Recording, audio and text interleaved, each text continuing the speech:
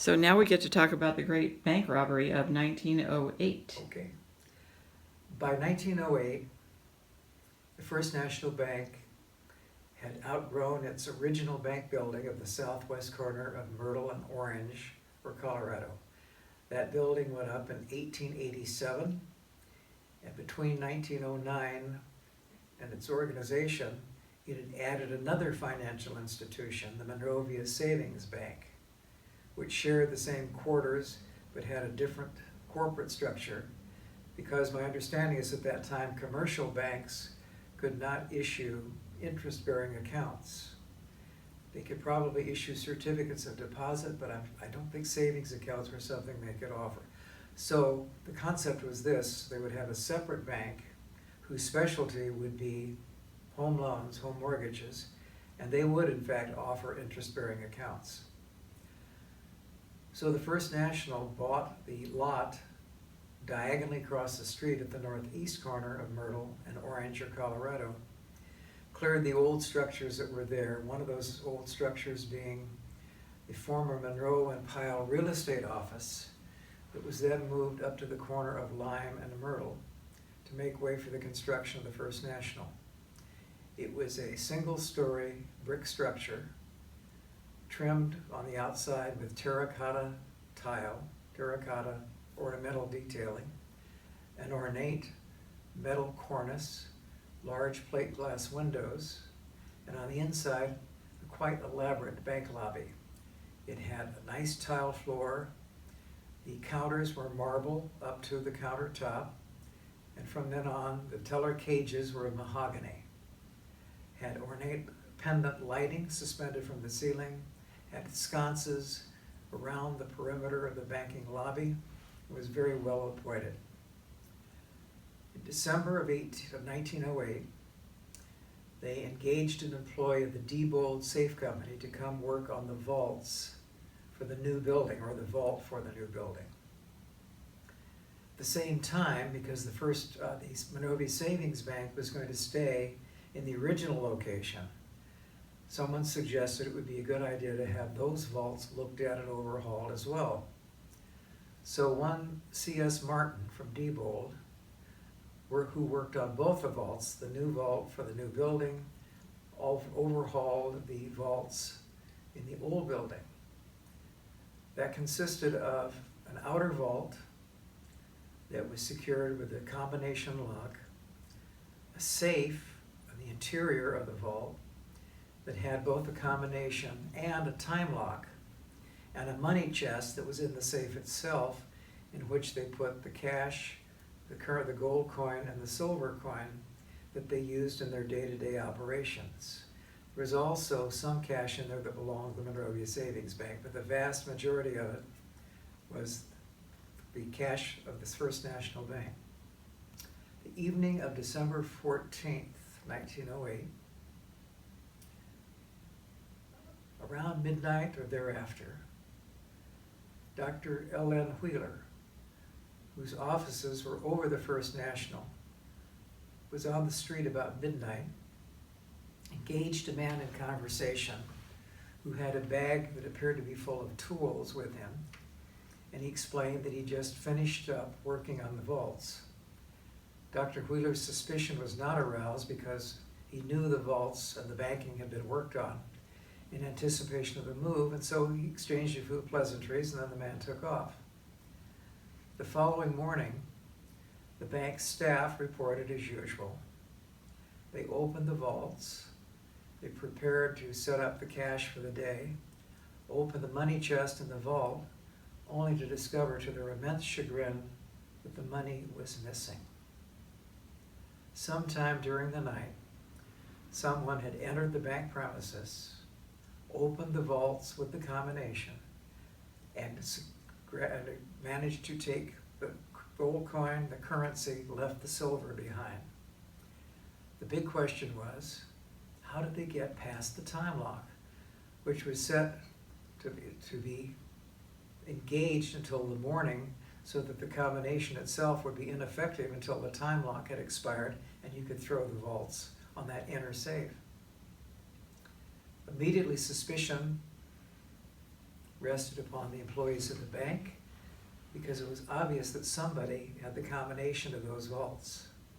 So initially it was labeled as a potential inside job. Even though the reputation of everybody involved was impeccable, suspicion naturally fixed upon them. This was particularly hard on John Bartle as the president and William Albert Chess as the cashier.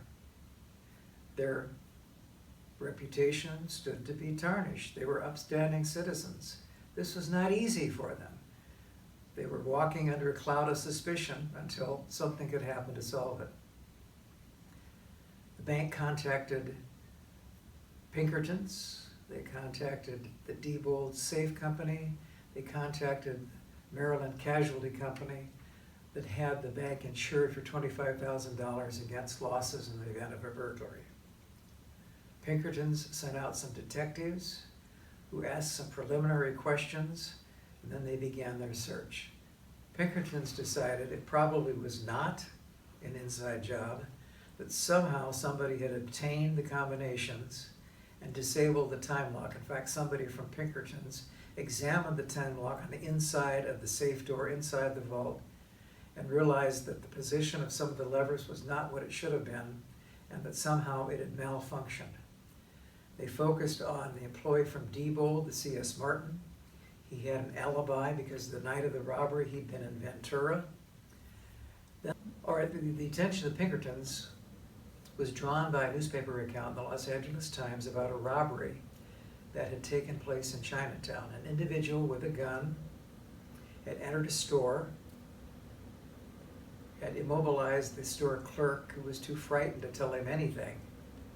And then this individual sat down in front of the safe without knowing the combination, but because of his knowledge of tumbler locks, was able to open the safe and take the contents. This made them think, all right, here we have somebody, obviously, who's familiar with safes and combinations. Could he possibly have been involved in the robbery in Monrovia?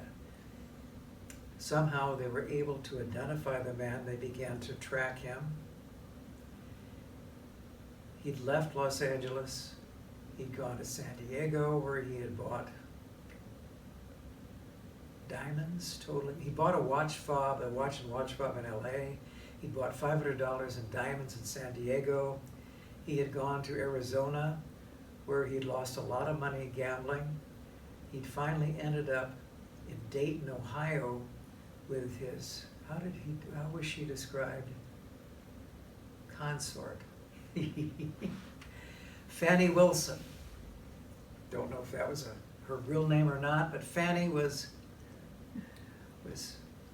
Beatty's consort. And they were known to be spending very liberally in Dayton, Ohio. So they finally tracked him down, got him arrested. He protested. Pinkertons appealed to the governor of Ohio, who waived extradition requirements. Back he came to Los Angeles. Ultimately, it turned out that he had several accomplices and that he'd gotten the combination from C.S. Martin, who was the individual responsible for overhauling the combinations of the vaults in the old bank location. He passed that information, well, he probably gathered it when he was working on the vaults. He had the combinations either memorized or written down. He passed that information on to Beatty. He made sure he was in Ventura when they actually conducted the robbery, so he had an alibi. And what he had done was to take one of the pins that was part of the mechanism in the time lock, and he'd filed part of it off. When Beatty entered with his one or two accomplices, actually they were supposedly, I think one account said they pried open a window, another said they had a skeleton key and went in the back door. Anyway, they gained access to the vault using the combination to the outer vault. The inner safe, they took a bank ledger book and a 5-pound sledgehammer to deaden the sound, and they gave it 2 sharp taps using the ledger book on the face of the safe to cushion the blow and deaden the sound. With the second sharp tap, the pin, which had been tampered with, slipped through, disabling the time lock. They could then run the combination, open it, and then they had the combination to the money box. So that's how it was done. The proof, well, there was cash from the bank still in Beatty's possession in Dayton, plus he still had one of the First National Bank canvas bags with the name of the bank on it that had some of the gold on it. So anyway, he was arrested. They all ultimately confessed. The thing was, it was hard to understand why C.S. Martin, who'd been with Diebold for 20 years, decided he was going to go crooked and be an accomplice to robbing the bank. So by July of 1909, how it was done was established. The perpetrators had confessed and received sentences, and both Chess and Bartle and the other bank employees who had the combination in their possession were cleared, and everybody breathed a huge collective sigh of relief. Now, the Maryland Casualty Company was reluctant to pay on the claim until it was absolutely sure that it was not an inside job, that there was some collusion involved. But with the confession of the perpetrators, they had no choice. I think the bank might even had to file a suit to get them to pay. Ultimately, they paid the difference between the loss and what was recovered. So Maryland Casualty reimbursed the bank for about $11,000 so that the bank suffered no actual loss. What happened to the bank? Well, Monrovia Savings Bank existed as a separate structure until 1924, when it was merged into Security Trust and Savings Bank. The First National was merged, as I mentioned, as Security Trust and Savings Bank.